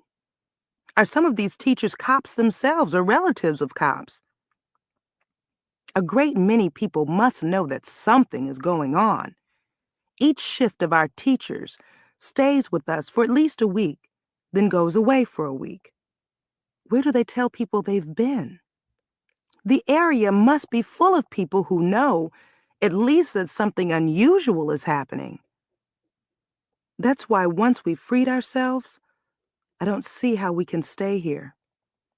Too many people here will hate us either because we've killed their men in our escape, or because they won't be able to forgive us for the wrongs that they, their families, or their friends have done to us. Earthseed lives. Enough of us know it and believe it for it to live on in us. Earthseed lives and will live. But Jared's crusaders have strangled Acorn. Acorn is dead. I keep saying that I need to write about Bankole, and I keep not doing it. I was a zombie for days after I saw his body thrown into the bare hole they made Lucio Figueroa dig. They said none of their prayers over him. And of course, they refused to allow us to have services for him. I saw him alive on the day the Crusaders invaded. I know I did. What happened? He was a healthy man and no fool. He would not have provoked armed men to kill him. We're not allowed to talk to our men, but I had to find out what happened. I kept trying until I found a moment to talk to Harry Balter. I wanted it to be Harry, so I could tell him about Zara. We managed to meet in the field as we worked with only our own community members nearby. We were harvesting, often in the rain, salad greens, onions, potatoes, carrots, and squashes, all planted and tended by Acorn, of course. We should also have been harvesting acorns, should already have harvested them, but we weren't permitted to do that. Some of us were being made to cut down both the mature live oak and pine trees and the saplings that we had planted. These trees not only commemorated our dead and provided us with much protein, but also they helped hold the hillside near our cabins in place. Somehow our teachers have gotten the idea that we worshipped trees. Thus, we must have no trees nearby, except those that produce the fruit and nuts that our teachers like to eat. Funny how that worked out. The orange, lemon, grapefruit, persimmon, pear, walnut, and avocado trees were good. All others were wicked temptations. This is what Harry told me, bit by bit, during the times we managed to be near one another in our work. They used the collars, you know, he said. On that first day, they waited until we were all conscious. Then they came in, and one of them said, "We don't want you to make any mistakes. We want you to understand how this is going to work." Then they started with Jorge Cho, and he screamed and writhed like a worm on a hook. Then they got Alan Faircloth, then Michael, then Bankole. Bankole was awake but not really alert. He was just sitting on the floor, holding his head between his hands, staring down. They had taken all the furniture out by then and had piled it in a heap out where the trucks were, so none of us fell on anything but the floor. When they used the collar on him, he didn't make a sound. He just toppled over onto his side and twitched, sort of convulsed. He never screamed, never said a word. But he went into worse convulsions than any of the others did. Then he was dead. That was all. Michael said the collar had triggered a massive heart attack. Harry didn't say more for a long time. Or maybe he did and I just didn't hear it. I was crying in spite of myself. I could be quiet, but I couldn't stop the tears.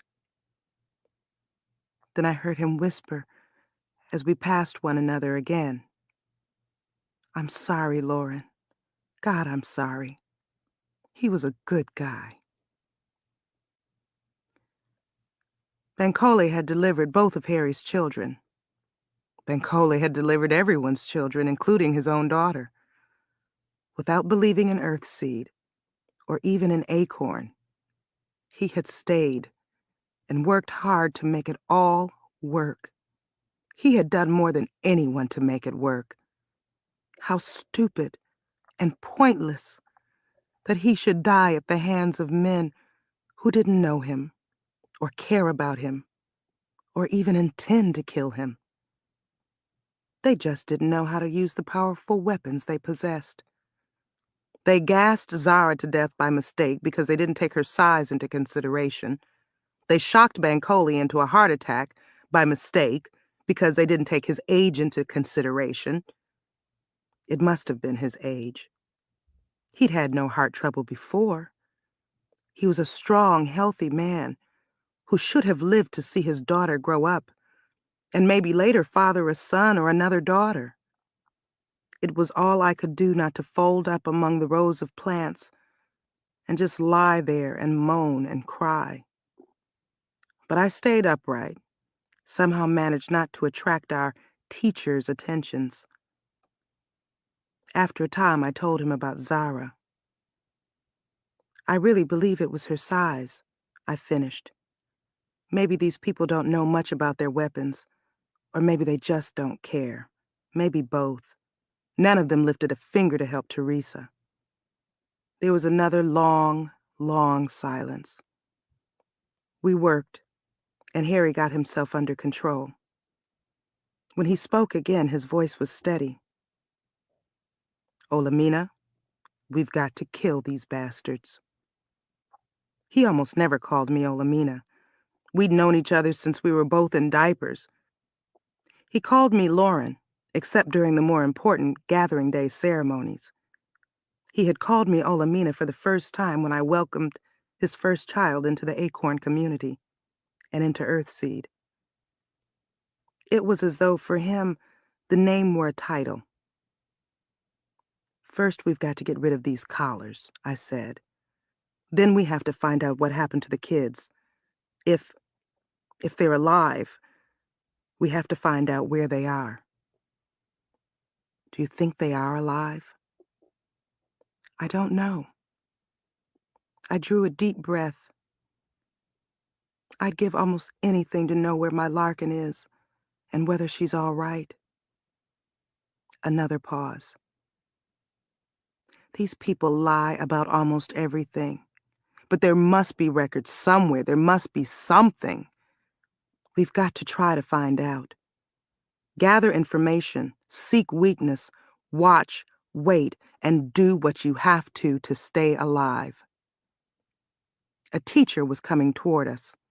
Either he had spotted us whispering as we worked, or he was just checking. I let Harry move past me. Our few moments of talk were over. Chapter 13. From Earthseed, the book. Okay, I'm gonna keep going because this is getting climactic, or has been climactic. So many people are dead. I think chapter 13 will be my last chapter. Yeah, it's not too bad until 2035. Okay. Should I heat up food? I don't know. I think I'm just gonna keep reading, and yeah, I'm gonna start playing it again. I usually do a 5-minute break between chapters, but it's just me today. Mitten's asleep by me, so I'm gonna take advantage of her being quiet. Well, I could also mute this since I have it on the same browser. Do I need some water? I think I'll just get some water. Of the living. When vision fails, direction is lost. When direction is lost, purpose may be forgotten. When purpose is forgotten, emotion rules alone. When emotion rules alone, destruction. Destruction.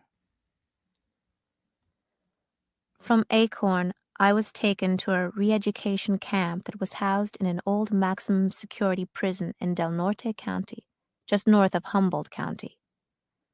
Pelican Bay State Prison, the thing had been called. It became Pelican Bay Christian Re-Education Camp. I have no memory of it, I'm glad to say.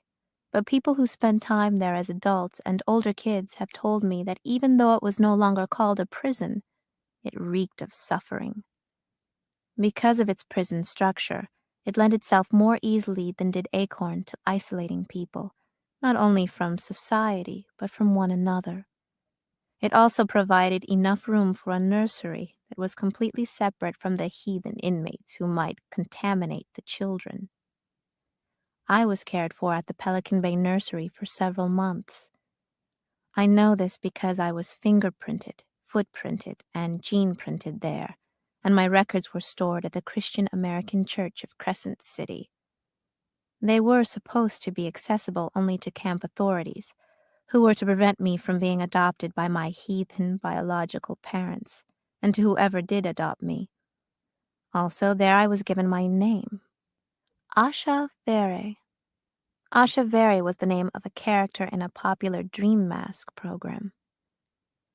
Dream masks, also known as head cages, dream books, or simply masks, were new then, and were beginning to edge out some of the virtual reality stuff. Even the early ones were cheap, big ski mask-like devices with goggles over the eyes. Wearing them made people look not quite human. But the masks made computer-simulated and guided dreams available to the public, and people loved them. Dream masks were related to old-fashioned lie detectors, to slave collars, and to a frighteningly efficient form of audio-visual subliminal suggestion. In spite of the way they looked, dream masks were lightweight, cloth-like, and comfortable. Each one offered wearers a whole series of adventures in which they could identify with any of several characters. They could live their character's fictional life complete with realistic sensation. They could submerge themselves in other, simpler, happier lives. The poor could enjoy the illusion of wealth. The ugly could be beautiful. The sick could be healthy. The timid could be bold. Jarrett's people worried that this new entertainment would be like a drug to the morally weak. To avoid their censure, Dream Masks International made a number of religious programs that particularly featured Christian American characters. Asha Vere was one of those characters. Asha Vere was a tall, beautiful, Amazon-like Black Christian American woman who ran around rescuing people from heathen cults, anti-Christian plots, and squatter camp pimps. I suppose someone thought that naming me after such an upright character might stifle any hereditary inclination in me toward heathenism. So I was stuck with the name. And so, by the way, were a lot of other women.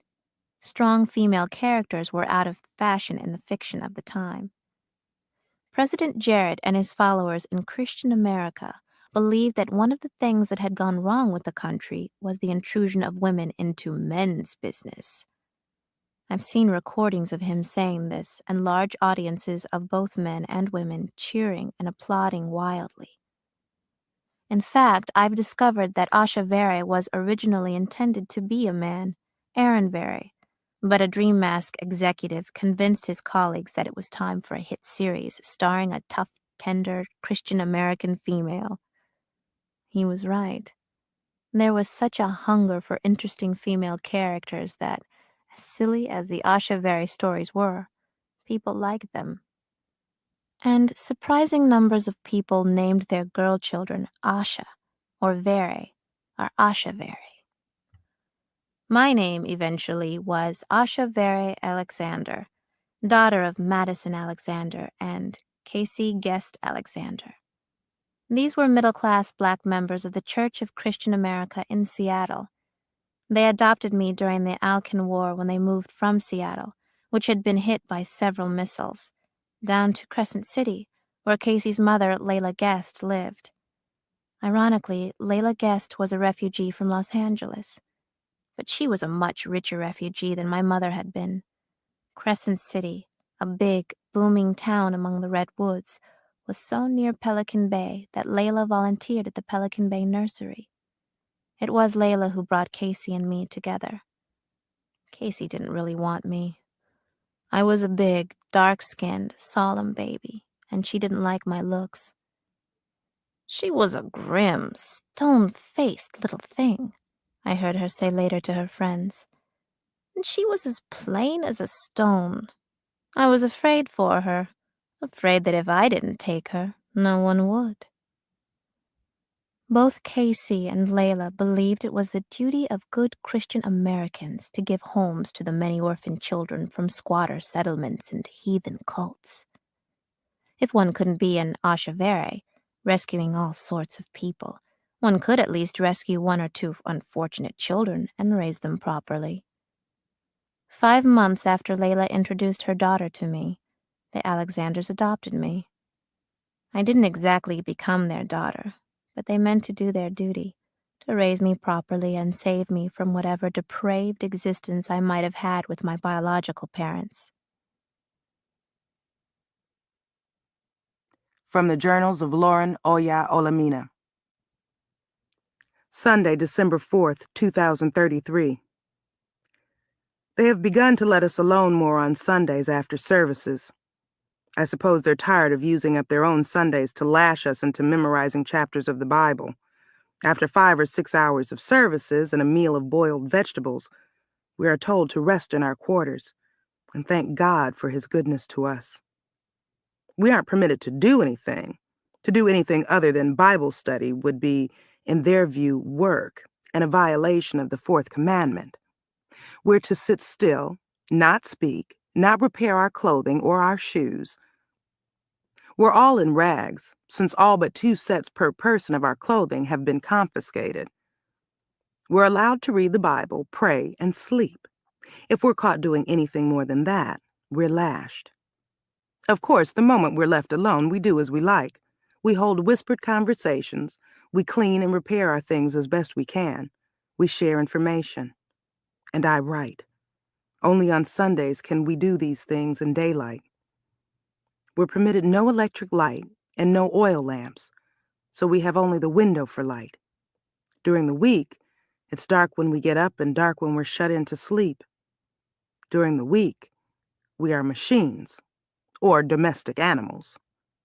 The only conveniences we're permitted are a galvanized bucket, which we must all use as a toilet, and a 20-liter plastic bottle of water fitted with a cheap plastic siphon pump. We each have one plastic bowl from which we both eat and drink. It's odd about the bowls. They're bright shades of blue, red, yellow, orange, and green. They're the only colorful things in our prison room. Bright, cheerful lies. They're what you see when you first walk in. Mary Sullivan calls them our dog dishes. We hate them, but we use them. What choice do we have? Our only legal individual possessions are our bowls, our clothing, our blankets, one each, and our Camp Christian-issued paper King James Bibles. On Sundays, when we're fortunate enough to be left alone early, I take out paper and pencil and use my Bible as a desk. My writing is a way for me to remind myself that I am human, that God is change, and that I will escape this place. As irrational as the feeling may be, my writing still comforts me. Other people find other comforts. Mary Sullivan and Allie combine their blankets and make love to one another late at night. It comforts them. Their sleeping place is next to mine, and I hear them at it. They aren't the only ones who do it, but they're the only pair, but with an interesting-looking, expressive face. She looked as though she had always had plenty of hard physical work to do, but not always enough to eat. "Do you love my friend?" I asked her. She blinked, drew back as though she was about to tell me to mind my own business or to go to hell. But after a moment, she said in her harsh voice, "Of course I do." I managed to smile, although I don't know whether she could see it, and I nodded. "Then be good to one another," I said. "And if there's trouble, you and your sister stand with us, with Earthseed. We're the strongest single group among the prisoners. The Sullivans and the Gammas have tended to group themselves with us anyway, although nothing had been said. Well, now I've said something, at least to Mary Sullivan." After a moment, she nodded, unsmiling. She wasn't a woman who smiled often. I worry that someone will break ranks and report Allie and Mary. But so far, no one has reported anyone for anything, although our teachers keep inviting us to report one another's sins. There has been trouble now and then. Squatter camp women have gotten into fights over food or possessions, and the rest of us stopped things before they got too loud, before a teacher arrived and demanded to know what was going on and who was responsible. And there is one young squatter camp woman, Crystal Blair, who seems to be a natural bully. She hits or shoves people, takes their food or their small possessions. She amuses herself by telling lies to cause fights. Do you know what she said about you? I heard her. She said, she snatches things from people, sometimes making no secret of what she's doing. She doesn't want the pitiful possessions. Sometimes she makes a show of breaking them. She wants the other women to know that she can do what she damned well pleases, and they can't stop her. She has power, and they don't. We've taught her to let Earthseed women and our possessions alone. We stood together and let her know we're willing to make her life even more of a misery to her than it already is. We discovered by accident that all we had to do was hold her down and tug on her collar. The collar punishes her, and it punishes me and the other sharers among us if we're stupid enough to watch her suffering. But it leaves no marks. If we use her clothing to tie and gag her, then with just an occasional tug on her collar, we can give her a hellish night.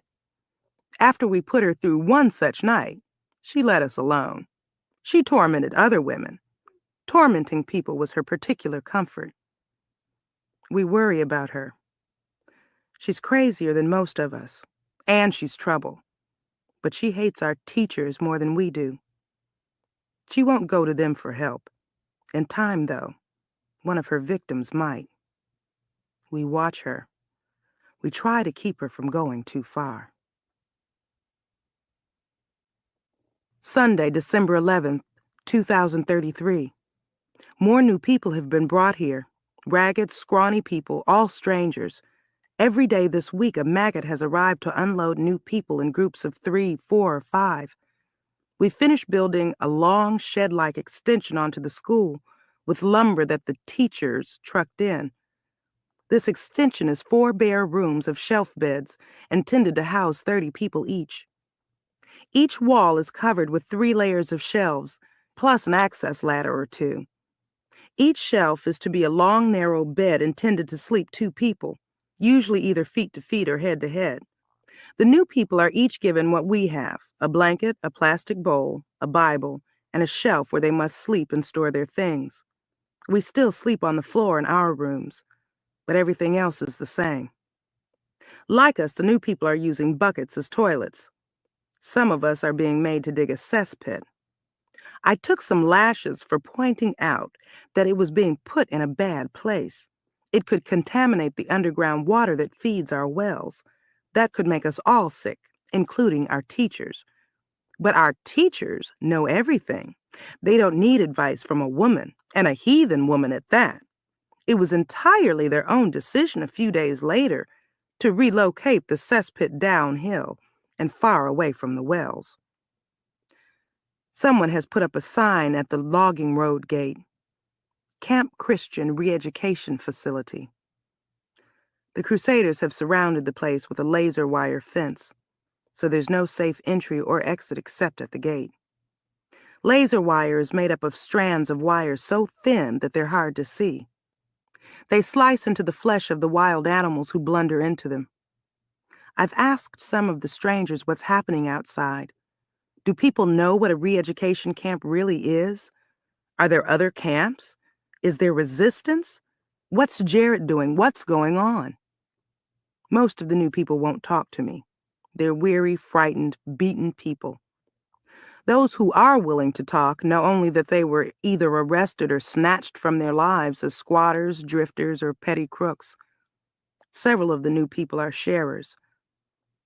Bad seed if there ever was bad seed, our teachers say. The heathen children of drug addicts. They treat known sharers as objects of suspicion, contempt, and ugly amusement. They're so easy to torment. No challenge at all. We have not given ourselves away yet, we sharers of Earthseed. We've worked hard at concealing ourselves, and I admit, we've been lucky. None of us has been pushed beyond our limits at a time when our teachers might notice.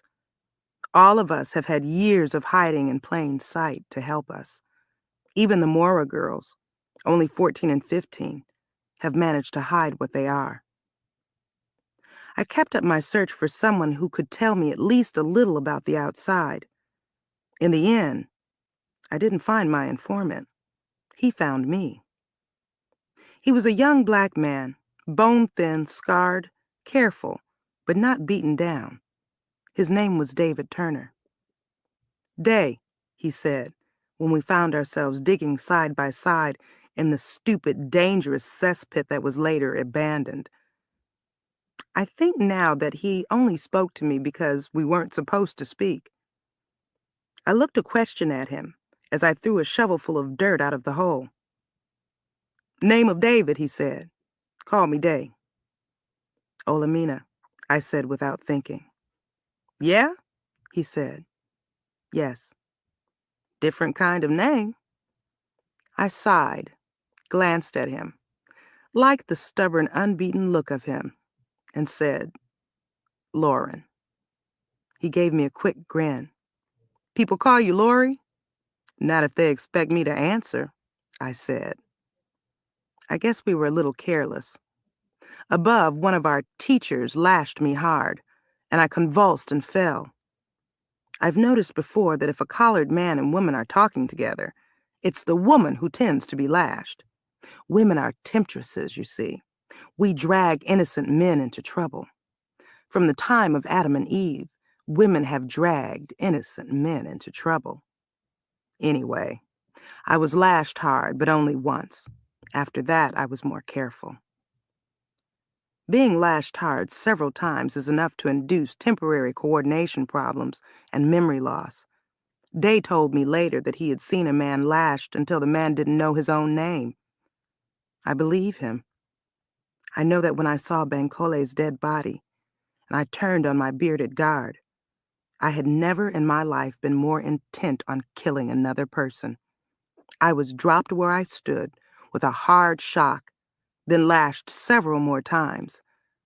And Allie tells me that the way I jerked and flopped around the ground, she thought I'd break my bones. I woke up very sore, covered in bruises, sprains, abrasions, and bloody rock cuts. But that wasn't the worst. The worst was the way I felt afterward. I don't mean the physical pain. This place is a university of pain. I mean what I wrote before. I was a zombie for several days after the lashing. At first, I couldn't even remember that Bankole was dead. Natividad and Allie had to tell me that all over again more than once. And I couldn't remember what had happened to Acorn, why we were all shut up in one room of our own school, where the men were, where the children were. I haven't written about this until now. When I understood it, it scared me to death. It scared me into mewling in a corner like a terrorized 3-year-old. After surviving Robledo, I knew that strangers could appear and steal and destroy everything and everyone I loved. People and possessions could be snatched away. But somehow, it had not occurred to me that bits of my own mind could be snatched away too. I knew I could be killed. I've never had any illusions about that. I could be disabled, I knew that too. But I had not thought that another person, just by pushing a small button, then smiling and pushing it again and again. He did smile, my bearded teacher. That came back to me later. All of it came back to me. When it did, well, that's when I retreated to my corner, whimpering and moaning. The son of a bitch smiled and pressed his button over and over as though he were fucking me. And he grinned while he watched me groaning and thrashing. I've been talking off and on to Day Turner. Whenever we can, when we pass one another or are put to work in the same general area, we've talked. I've encouraged Travis and Harry and the other men to talk to him. I think he'll tell us anything he can that will help us. This is a summary of what he's passed on to us so far. Day had walked over the Sierras from his last dead-end, low-paying job in Reno, Nevada. He had drifted north and west, hoping to find at least a chance to work his way out of poverty. He had no family, but for protection, he walked with 2 friends. All had been well until he and his friends reached Eureka. There they had heard that one of the churches offered overnight shelter and meals and temporary work to willing men. The church was, no surprise, the Church of Christian America. The work was helping to repair and paint a couple of old houses that the church intended to use as part of their orphaned children's home. There were no orphans on site, or none that Day saw, or I suppose we would have all badgered him to death about our own children. You would think that there were enough real orphans in this filthy world. How dare anything that calls itself a church create new orphans with its maggots and its collars? Anyway, Day and his friends liked the idea of doing something for kids and earning a few dollars as well as a bed and a few meals. But they were unlucky. While they slept on their first night in the church's men's dormitory, a small group of men there tried to rob the place. Day says he had nothing to do with the robbery. He says he doesn't give a damn whether we believe him or not, but that he's never stolen except to eat, and he'd never in his life steal from a church. He was raised by a very religious uncle and aunt, now dead, and thanks to their early training, there were some things he just wouldn't do. But the thieves were said to be black, and Day and his friends were black, so Day and his friends were presumed guilty. I found myself believing him. That may be stupid of me, but I like him, and he doesn't strike me as a liar or a church robber. He says the church's security people swarmed over the dormitories, and the men awoke and ran in all directions. They were all free, poor men. When trouble erupted, and there was no real profit to be had, most of them never thought of doing anything other than getting away, especially when the shooting started. Day didn't have a gun. One of his friends did, but the 3 of them got separated. Then they all got caught. He and 18 or 20 other men were caught, and all the black ones went to jail. Some were charged with violent crimes, armed robbery and assault. The rest were charged with vagrancy, which is a far more serious crime than it once was. The vagrants were found guilty and indentured to the Church of Christian America. Day's friends were charged with felonies as part of the first group because they were found together and one had a gun. Day was in the vagrant group. He had been indentured to work for 30 days for the church. He had already been shifted around and forced to work for more than 2 months. They lashed him when he complained that his sentence was up. At first they said he could go free if he could prove he had a job waiting for him outside. Of course, since he was a stranger to the area, and since he had no free time to look for a job, it was impossible for him to get outside work. Local vagrants, on the other hand, were, one by one, rescued by relatives and friends who promised to either give them jobs or feed and house them so they would no longer be vagrant. Day had done construction work, painting, groundskeeping, and janitorial work. He had been given a thorough physical examination, then had been required to donate blood twice. He had been encouraged to offer to donate a kidney or a cornea, after which he could heal and go free. This terrified him. He refused, but he couldn't help knowing that his organs, and in fact his life, could be taken from him at any time. Who would know? Who would care? He wondered why they had not killed him already. Then they moved him to Camp Christian for re-education. He was told that there was hope for him, that he could, if he chose, learn to be a servant of God and God's true church and a loyal citizen of the greatest country in the world. He said he was already a Christian. They said, in effect, prove it. They said he would be accepted among them when they judged him truly penitent and educated in the truths of the Bible. Then Day quoted them Exodus chapter 21, verse 16. And he that stealeth a man and selleth him, or if he be found in his hand, he shall surely be put to death. Day was lashed for his choice of scripture, of course, and he was told that the people of Christian America well knew that the devil could quote scripture. Most people don't know about the camps, Day says. He's learned from talking to other colored men that there are a few small camps like Camp Christian, and at least 2 big ones, much bigger than Camp Christian. One of the big ones is up at an abandoned prison in Del Norte County, and the other is down in Fresno County. People don't realize how free poor vagrants are being treated, but he's afraid that even if they did know, they wouldn't care. The likelihood is that people with legal residences would be glad to see a church taking charge of the thieving, drug-taking, drug-selling, disease-spreading, homeless, free, poor. Back when I was at home, my aunt and uncle would have felt like that, Day said. We walk the highways and scrounge and scavenge and ask for work, and all that reminds people that what's happened to us can happen to them. They don't like to think about stuff like that, so they get mad at us. They make the cops arrest us or run us out of town. They call us names and wish somebody would do something to make us disappear. And now, somebody is doing just that. He's right. There are plenty of people who would think the church was doing something generous and necessary, teaching deadbeats to work and be good Christians. No one would see a problem until the camps were a lot bigger and the people in them weren't just drifters and squatters. As far as we of Earthseed are concerned, that's already happened. But who are we? Just weird cultists who practice strange rites.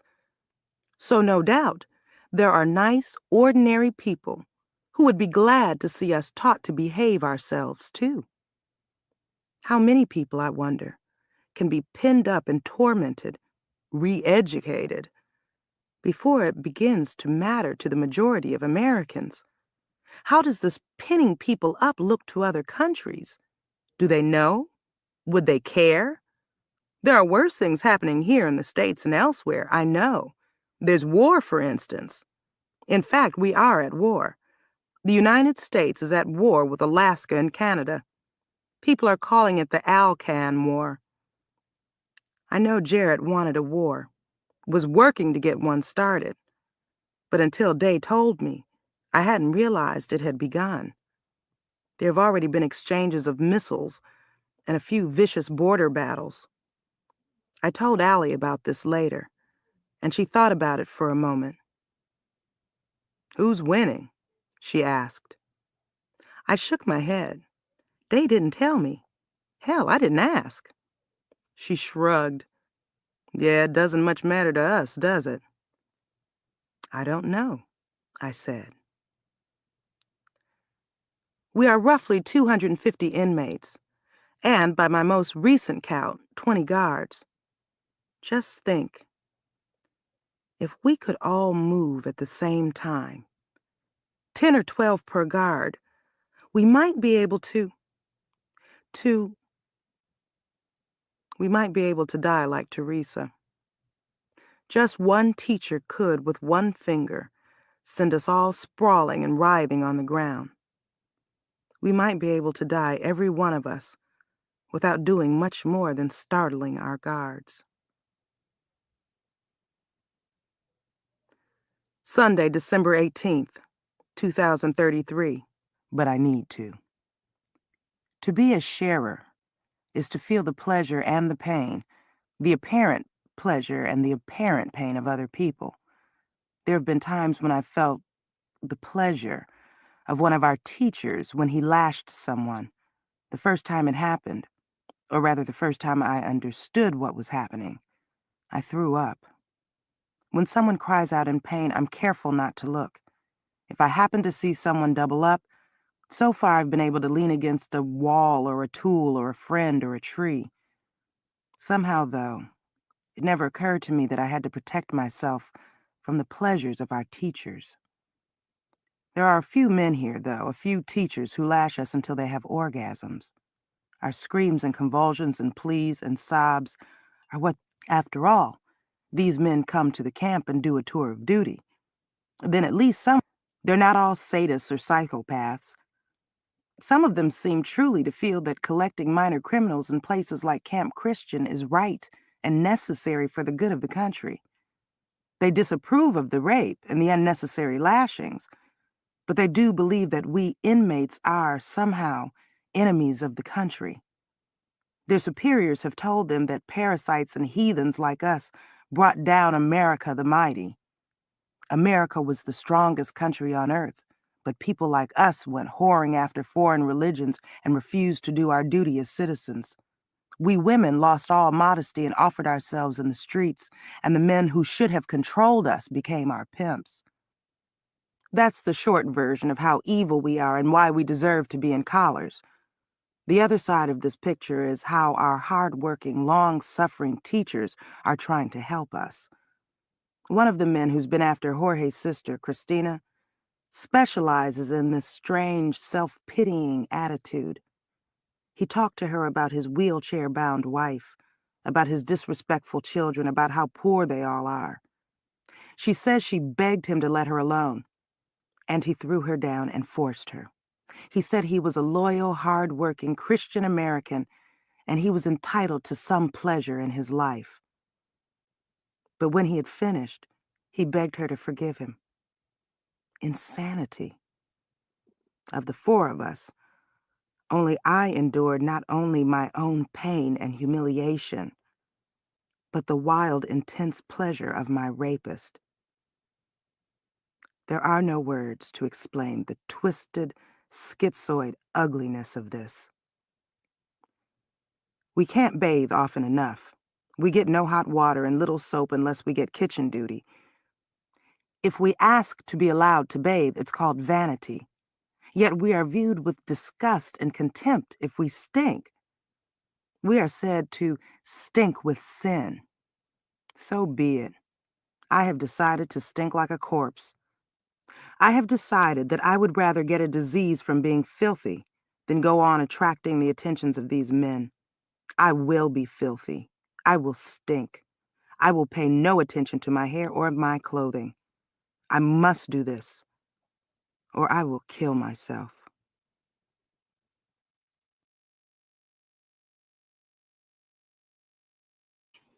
Okay, it's getting dark for me. Let me at least pull myself a little closer to this. Is that the one I want? Let me see. Okay. So this was a lot. I tried to skip most of the parts that were gonna describe sexual abuse. I don't know. Feels like a tough place to get from. We're gonna hop, I think, a year. And when we hop a year, I don't know exactly I don't know where we really go from there. Are we gonna be free? Is there gonna be some sort of slave revolt and Olamina and Earthseed get free?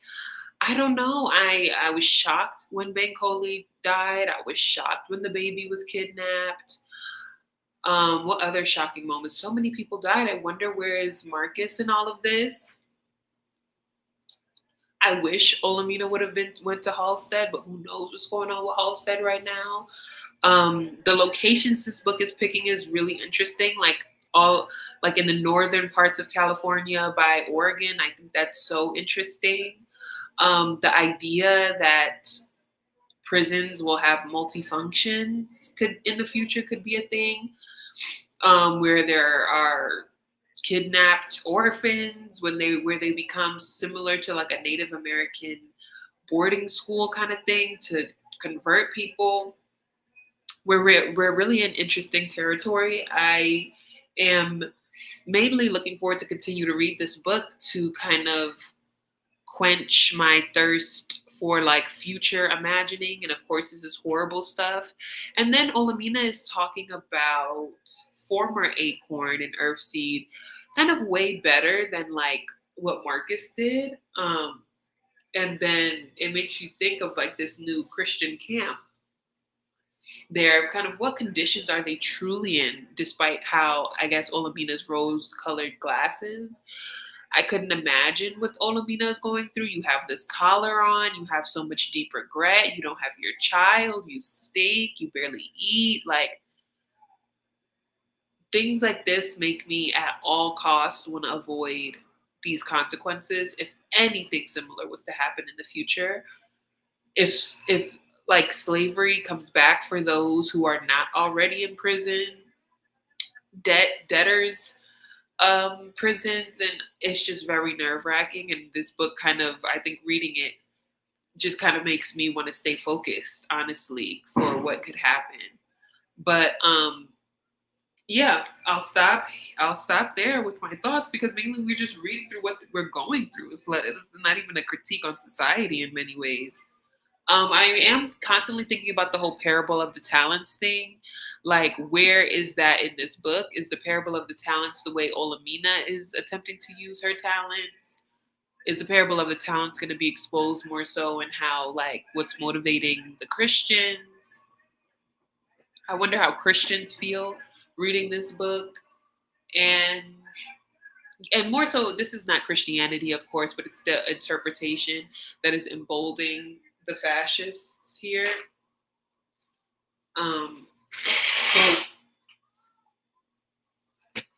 So yeah, I can't wait to be done. We got like 200 more pages. So I think I'm going to be reading at least 2 to 3 more next week. And I will see you all then.